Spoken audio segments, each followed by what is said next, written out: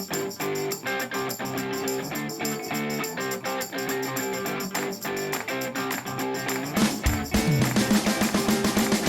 everybody, Shelly here, and today I've got for you my February favorites and fails.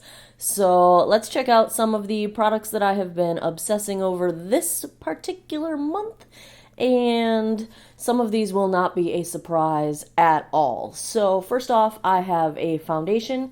This is my new favorite higher end foundation. It is the Philosophy Hope in a Jar foundation. Holy cow.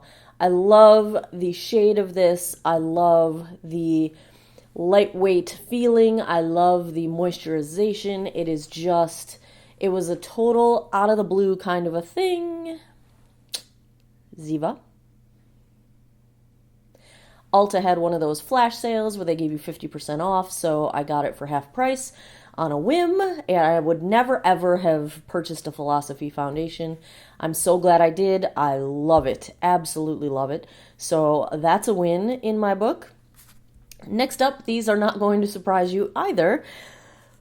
From Physicians Formula. If you saw my previous video on some of the new stuff at the drugstore from Physicians Formula, you will know that I have fallen in love with this butter blush in the shade Natural Glow. It is just a very creamy, light, almost not there, peachy toned, just enough shimmer but not really shiny, sparkly, doesn't enhance texture. Smells like vacation. This is what I've always wanted in a blush, something very, very subtle, but prevents me from looking like I'm dead. So, yay for blush that makes me not corpse-like, but not pink either. You see, I've got this long-standing sort of thing with blush. I get beet red whenever I have any kind of physical activity. I mean, red to the point where people like make me sit down. Are you okay? Are you okay? And it's like, I'm fine. My face is just red. Like, it's not a big deal. But it's been like that ever since I was a child, and I used to get really embarrassed about it. And of course, now I don't really care, but I had such a hang up over my face being red that blush it brings back all of the, why would I want my face red? Like, that caused me to get made fun of for years and years and years of my life. So I don't really want my face to be red, therefore blush usually freaks me out, but I have gotten into a little bit, and this is what I needed in my life. Next, from Physicians Formula as well, I knew when I tried it out that this was going to become a favorite. I've been using it every day. It is the Bright Booster Organic Wear. It's an oil elixir, and it smells great. It is not heavy at all. You can wear it under makeup. It is very moisturizing. It has great ingredients in it. It's a really clean product in terms of the ingredient list, especially for a drugstore item. The packaging is beautiful and gorgeous and sturdy, and loving it every day. It is a great scent to sort of wake up to. Very much enjoy it. Next, I've got a product that I picked up from the Milani website in their sort of January launch, and it is the Keep It Smooth Luxe Lip Treatment. And this is just a lip balm, but it's a very, very lightweight lip balm, and I've got it in, I don't know if it comes in different shades, but this is in what they call shade 03 Sugar Smooth, and I find that it is lightweight enough that you can put it on while you're putting your makeup on. It'll soak into your lips, moisturize everything, get you ready to put lipstick on. My next favorite is from e.l.f. It is the Mad for Matte 2 palette. I have been obsessing over matte eyeshadow looks lately. I don't know why. It's just been my thing all of a sudden, and I've been reaching for this palette. The pigmentation's really good. The shades are really blendable. They all work well together. It's really a can't go wrong kind of palette as you're mixing and matching colors. I like that. It's fast, it's easy. I can throw together something quickly. I'm actually wearing it today, and I'm thoroughly enjoying it. It's a good one. Next, I picked up the full size of the Urban Decay Perversion mascara. This is my first full-size high-end mascara purchase in a while, because I've got a bunch of samples, and I've been going through my samples, but this one, as I've been finishing off the sample that I've got, I just found that I really, really liked it. And so I think what I like the most, it gives you length without getting spidery. It gives you volume without getting clumpy. It is very dark black. It is the blackest of black.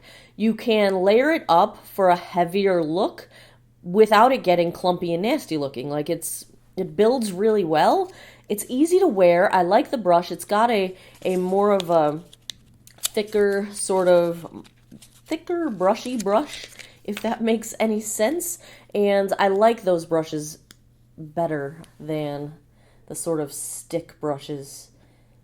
So I am definitely a fan of the Urban Decay Perversion mascara, and is it my new favorite? I don't know. I need to do a mascara showdown. If you would like to see comparisons of some of my higher end mascaras, let me know in the comments down below, because I've got my other two favorites right now are the Marc Jacobs Velvet Noir, I think it's called, and the Charlotte Tilbury Legendary Lashes. And yeah, this is gonna compete with them for my favorite. I'm pretty sure. Last up for my favorites, I've got some lip colors. Now, I purchased these a couple of months ago, and I've just recently been digging them out because I've kind of fallen into this desire to wear nude lip colors all the time. And the first one is the L'Oreal Infallible Lip Paints. Has it been a couple months? Maybe it was a month or two ago that I picked this up. And this one is in the shade 314 Spicy Blush. This is what I am wearing today. And I really like the applicator for these. It's a doe foot applicator, but it's got sort of a divot that holds product, and it really hugs your lip very nicely.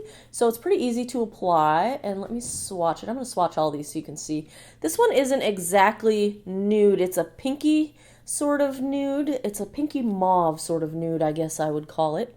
And it wears really well. They're not super long wearing, but they're really easy to wear. They wear down easily. You don't have to worry about if you look silly after you drink some things. It's like a smooth degradation. The other ones I've got here are from Revlon, and these are their new HD, their lip, what do they call them? HD something or other. It's in their HD line. I think they're like, well, it just says Revlon Ultra HD Lipstick. Okay. I've got 3 shades here, 700, 710, and 705. I should have said those in the correct order. 700 is HD Sand, 705 is HD Dawn, and 710 is HD Desert. Let me swatch these for you. So here is HD Sand, the second one here. This is HD Dawn, the third one. And the last one is HD Desert, right here on the end. And I really like these. They are really easy to wear. Again, they are very moisturizing, which is a plus this time of year. I've been avoiding my matte colors because my lips are just so dry that even with treatment and moisturization, they're just dry and cracking. And you can wear these when your lips are dry and cracking because they're very moisturizing ingredients in them, and they don't cake up. They don't cling to anything. They're very soft. They don't feel sticky at all. They degrade easily. They're not super long wear. They're like any other cream style of lipstick, but they really do have good pigmentation. You know, one swipe color, you can build them up to be a little bit more opaque if you want to, and they're really comfortable. I really enjoy them. I have a few other colors that are more on the berry tone side, but I've been digging these they're sort of nude, but you know, I've been getting away from the pinks. I've been more nude browns-ish. What can I say? The last thing I want to mention is not a fail per se, but it is a follow-up from my previous Physicians Formula video, which I will link down below if you missed it.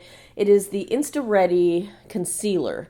And I had thought this might have some potential, and I've worn it a dozen times since I filmed that video. And I'm going to keep it, and I'm going to keep using it, but here's my final verdict. It's a little bit drying under the eyes. So if you have dry skin, it's not going to help that at all. And by the end of a long day, it does look a little bit dry. Now, the shade is also a little too dark to be highlighting on pale skin. So if your skin is very fair, and especially if you're any more fair than me, it is going to be too dark. On me, this is about a perfect skin tone match.